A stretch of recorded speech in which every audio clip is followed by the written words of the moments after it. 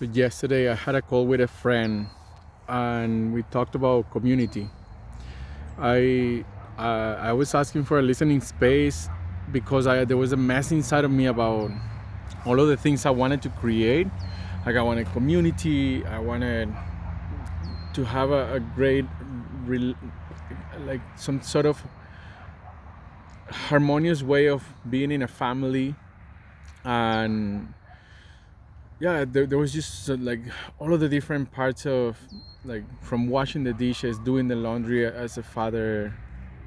And and so I had this friend that he held space for me to have a listening space for me to put all of this out there. And I discovered that I want community, and then there is this part of me that has so many resources about creating a village, and that the basic needs, the day-to-day kind of things, they become a damper. Like they consume so much of the resources that are needed for this part of me that wants to create a village. All of the responsibilities, these kind of have tos, that they are great when the space is there created for it consciously. But when I am in some ways, like, just going with the flow, or not creating the things that I want intentionally, like time to play with my children. When I don't create a time to play with my children, I go into this a space where I I don't want to play with the children right now, but I have to play with the children because they are asking to be played with. And it's about, I have to. It becomes a thing that I have to do for the other, instead of this being an intentional creation or a conscious spending of my time.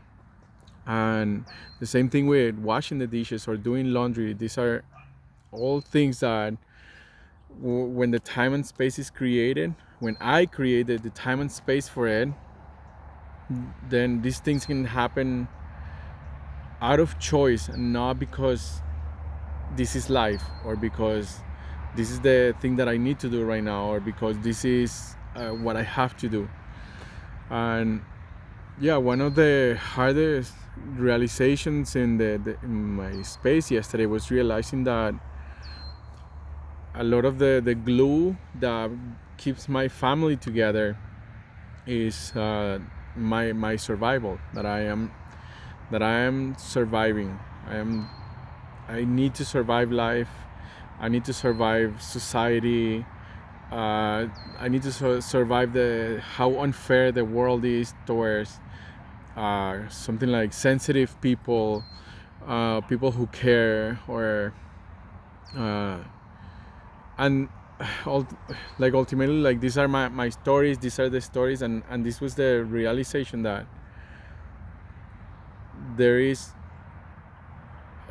bright, kind of like, there is the different kinds of glues that keep my family together. Because I was thinking about community and creating community, but in the friend who was holding space for me yesterday, he asked me, okay, the community starts with you. Really, if whatever kind of community you want to start, it starts with you, and then it starts with your family. So then, what is the thing that holds you together? What is the thing that holds your family together? So in this way, that question brought me closer to the thing that holds me together and my family together, and what I care about. And it's simple glues. That's what he called them. They're simple glue. They're nothing complicated or elaborate. It's really simple things, where, like, communities are held by an idea or something that people come together around.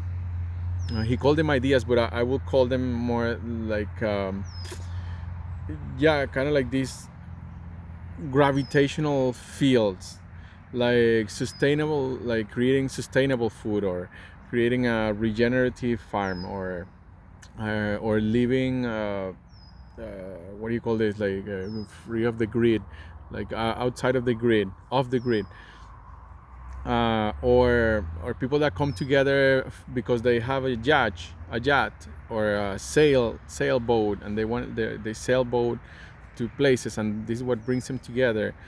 Or people even who have dogs, and then this kind of like the glue that brings people together. So I've been in this question of, okay, what is it that has been bringing my family together, and really cultivating that. And when I put my attention there, I noticed that there is so much survival, that I am so much in survival, meaning that I am not consciously using my energy. It's unconsciously in survival. It's not conscious surviving, but unconsciously surviving. And I had a yeah. So this is like, I don't have any other choice other than surviving. Like, the game that I am playing is surviving, and what this creates is um, a limitation. This game of surviving, it consumes all of the energy. There is no more energy available for any other conscious creation. So the beginning of there was a spider down there. It was crawling on me. I was like, what is that?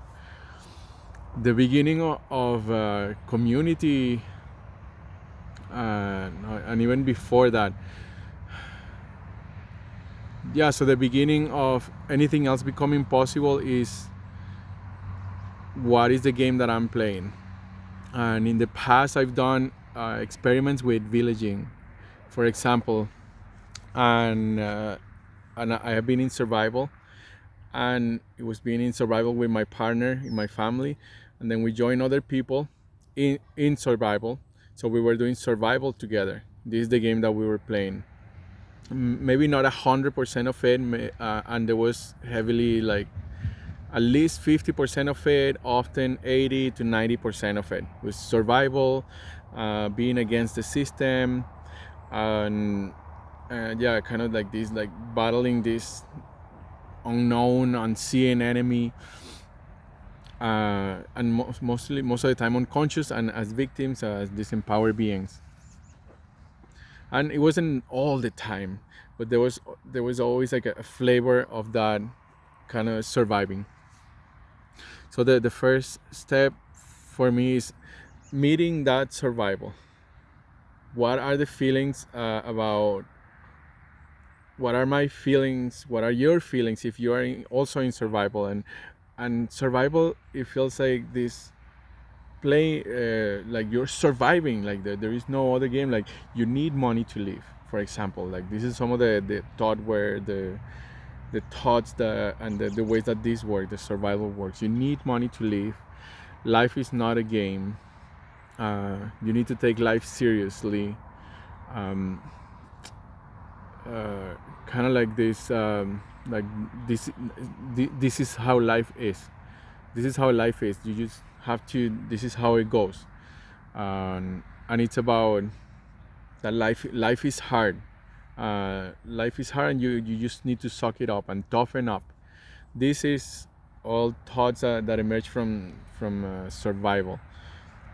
And actually, like, any kind of story or any belief that you get imposed on, and you don't have a choice out of that, any dogma or any imposed thought, it essentially has a foundation of survival, because there is no other choice. There is no other thing that is possible. So this first step, and just to go deepening on that, like, what is that like in your relationship? What is survival like in your relationship, in your family? This is like, I have to do the dishes. I have to go to work, otherwise my family will perish. I all these have tos, and working essentially with this deep sense of scarcity of something. There is like a scarcity of time, a scarcity of money, scarcity of attention, a scarcity of availability, and also like it could be an abundance of something, but I usually say scarcity of something. I'm thinking like an abundance of emotional triggers, or an abundance of resentment, which will be on the other side, and a scarcity of intimacy. So this is kind of the flavors of survival in a relationship. You don't have a choice for creating adventure, for going into a non-linear creation with starting something new, or being alive together with your partner. Just want to check here. Okay, I still have 11%. And so this is kind of like some of the flavors of survival. So then you have this game that you've been playing. Okay, you are playing a game, and it's called survival. Great. That's a starting point. That is, you have been playing survival up until this point, where before you didn't have. This is the game. This is all that there is, and all it is a game that is being played. You weren't taught that you could play other games. The adults around you, and the models, the TV stars, the politicians, the teachers, everybody around you was modeling and demonstrating that game of surviving. Need to survive. Somebody is a victim. He gets is a victim of something, and then there is a savior, somebody that comes to save him. And this is the three roles that are played in that game of surviving, which another name that I use is low drama. So you're in low drama, being a victim, rescuing people, trying to help people, saving people, or persecuting them, calling people names, naming out, and this is like being angry about somebody's kind of somebody is doing something wrong, and you're persecuting them, so you're the persecutor. So in this role, there is that game. Okay, so you have been playing survival, and most people will be playing survival for the rest of their lives. There is really not that distinction. There is not a distinction that is readily available in our culture to say, why are you playing survival? Okay, so why are you playing survival? Are you gonna continue playing survival the rest of your life?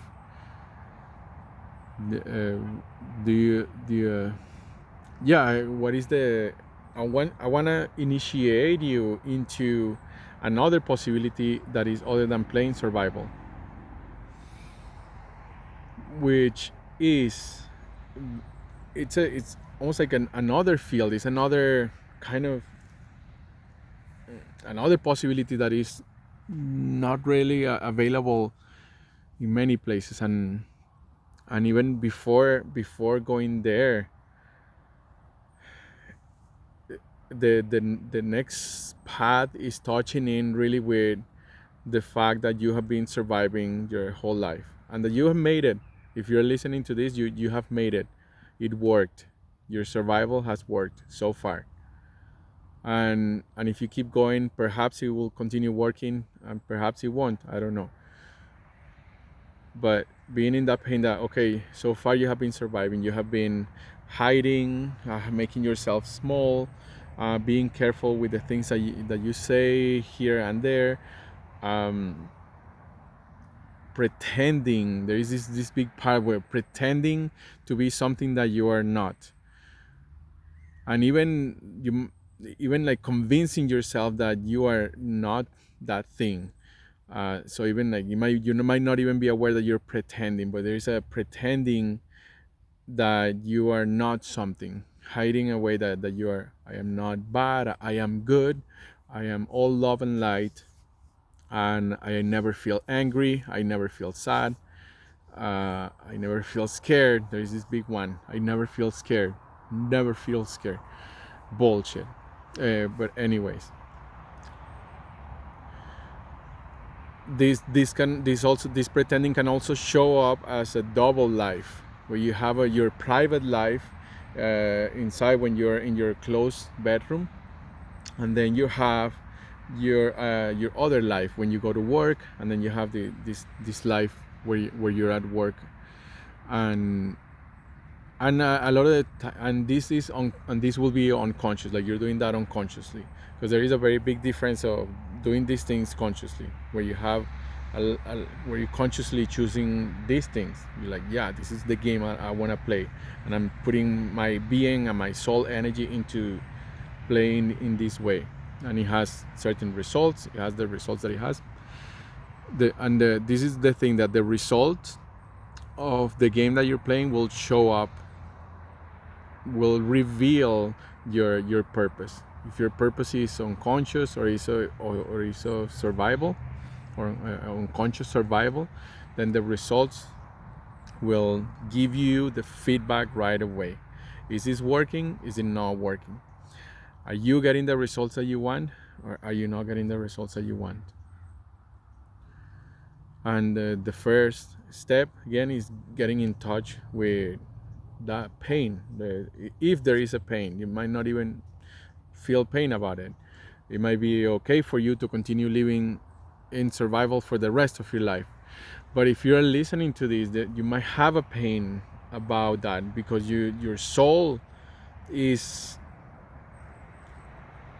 has a different plan. Your soul has a size that playing survival is not enough. Playing survival doesn't feed all of the parts of your being, and this is the pain. Your soul, it might be screaming. If you have a pain about this, is that your soul might be screaming for going crazy, for getting to see how big you are, for getting to be angry and be alive about the things that you love, and be crazy about the things that are so unique to you, that nobody else is gonna bring. These things that are so much you, this seed. There is a seed inside of you that is ready, that you're ready to bring into this world. And playing in survival is still hiding, is still not letting that seed grow, is still being in a cocoon, not coming out of the cocoon, and staying inside of the cocoon, waiting for something, maybe waiting for this video, or waiting for the right distinction, or maybe waiting for something to crash in your life to wake you up. And this is the thing, that there is a seed inside of your soul of the thing that you want to bring into this life.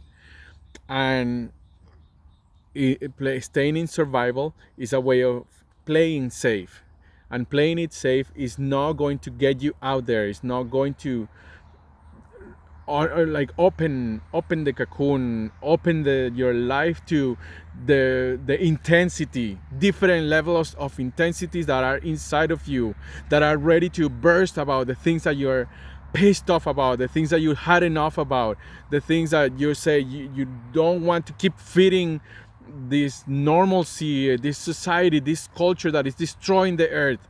You want to create something that is alive, and that is right now, not in a few lifetimes, that is right now, next week, next month, next year, that is not in 5-10 years. And perhaps it is, but right now there is that fire inside of you that wants to burn, and wants to become a fireball about the things that you want to create right now. And we all have this thing inside of it. And we if you're listening to this video, you might be feeling your own fireball. You might be getting in touch with, holy shit, yeah, I have that fireball, I have that fire too, about the things I want to create.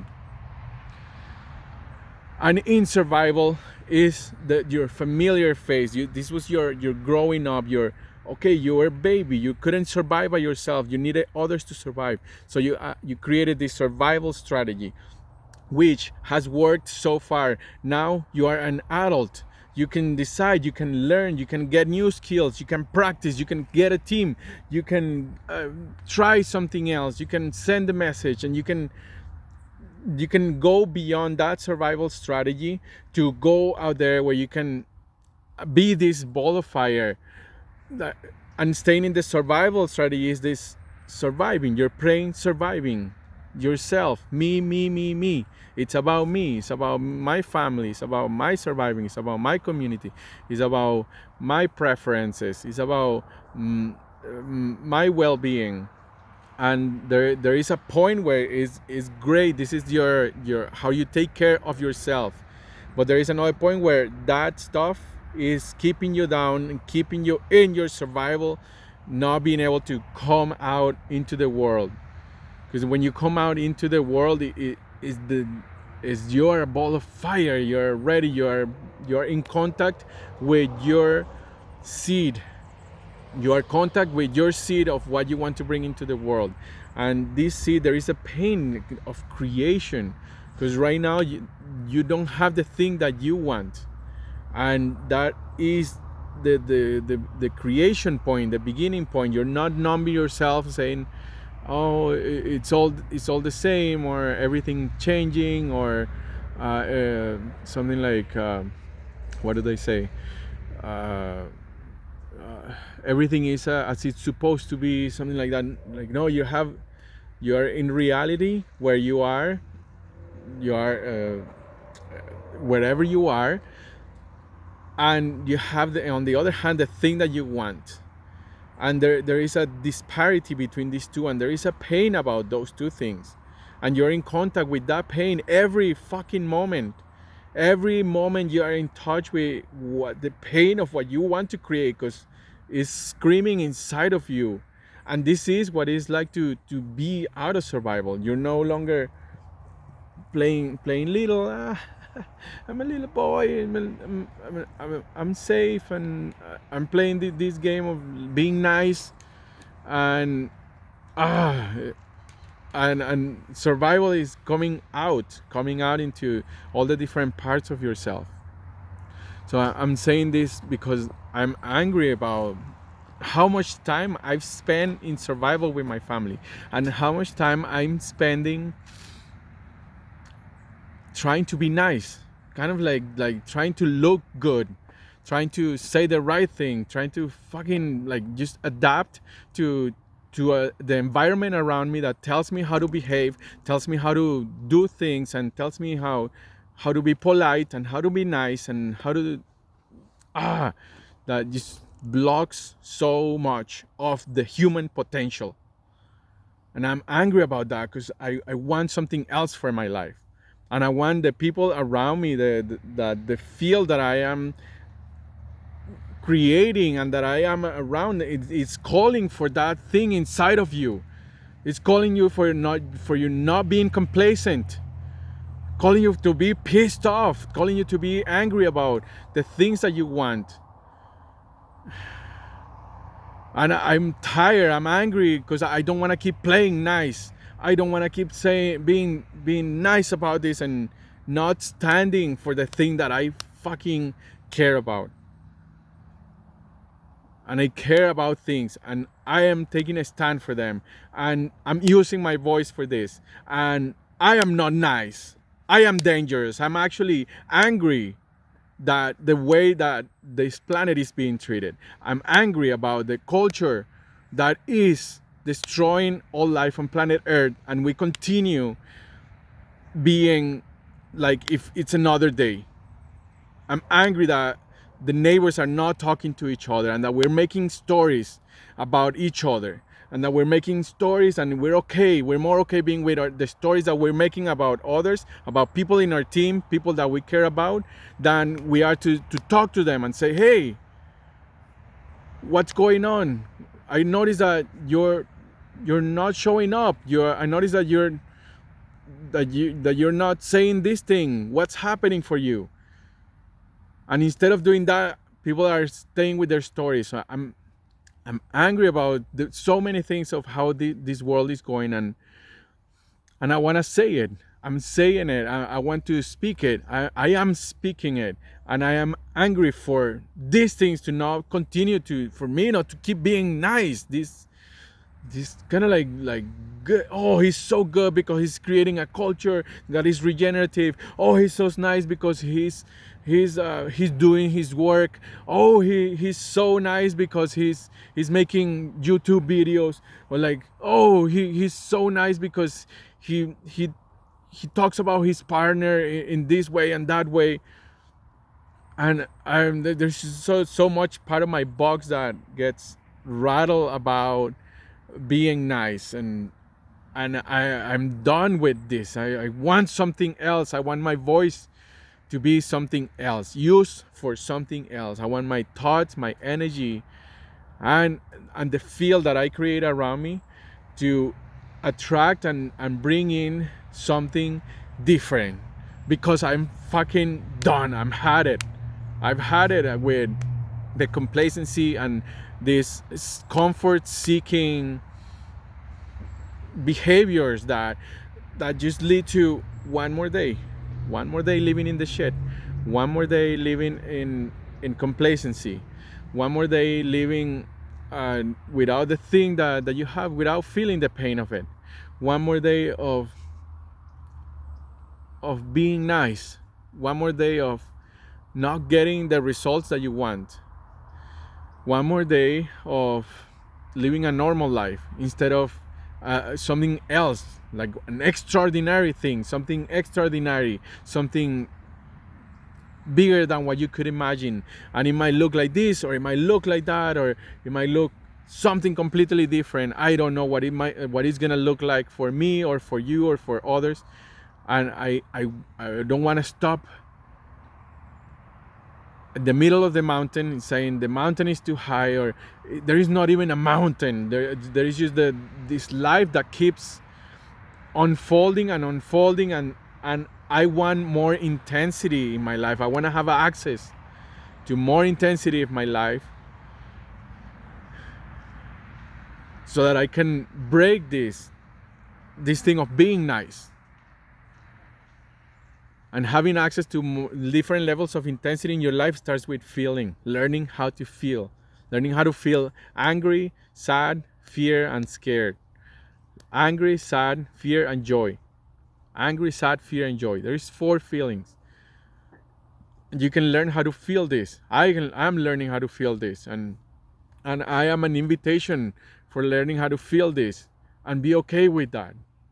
Be okay with feeling scared about what you're creating, feeling scared about making a mess, feeling scared about failing, feeling scared about being betrayed, being judged, being name pointed, and also feeling scared about, if I do this thing, this is gonna be the consequence. This is what I'm gonna create. So it doesn't mean being stupid and just being emotional being, but it is using your feelings more consciously.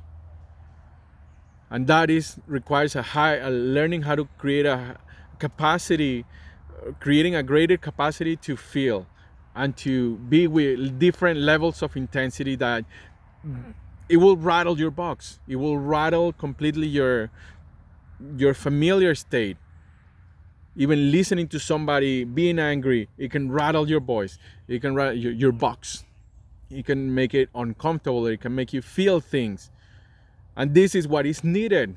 This is what is needed, because so many people are in their box and they're comfortable in their box, in their comfort zone, and they're not coming outside. They're facing the world from their box and they're saying, this is intimacy. This is intimacy. No, this is box. That is box intimacy. This is box intimacy is agreeing and disagreeing, being right or being wrong, agreeing to disagree. That's all box intimacy, and this is the level of intimacy that most human beings have access to right now. And what I'm proposing is a different level of intimacy where we are relating not from our box, but that our box is to the side and there is just the human being relating, unfolding in every moment, discovering what you want, and being real about how you're feeling and what you want, and making invitations and becoming this field where you can be that. So that's what I have for now. My time has come to an end, and I'll see you again in the next video.